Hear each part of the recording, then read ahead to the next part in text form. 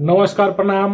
हम सुशील कुमार प्रेमी रोलो के बीच भोजपुरी कविता लेके उपस्थित बनी। समय लौट के आईना, समय लौट के आईना, पहले अस रह जाइना, सूख जाई रिश्ता के गाछी, आलम कतनो पानी हरियाइना, समय लौट के आईना, समय लौट के आईना।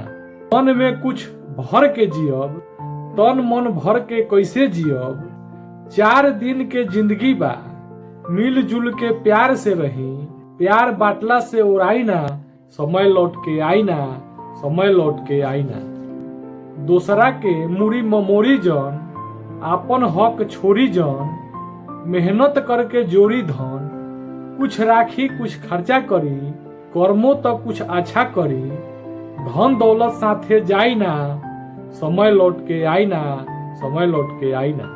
समय से पहले भाग से ज्यादा केहू के कुछ भेटाई ना, लिखल बा जवन किस्मत में केहू उ मिटाई ना। केतनो कुछ करब ए गोलू, केतनो कुछ करब ए प्रेमी, हाथे कुछ आई ना, हाथे कुछ आई ना, जपी नाम हरि के भैया, समय लौट के आईना, समय लौट के आईना, समय लौट के आईना।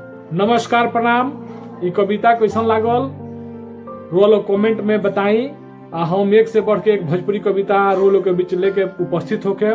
धन्यवाद, प्रणाम, नमस्कार। जय हिंद, जय भारत, जय बिहार, जय भोजपुरिया।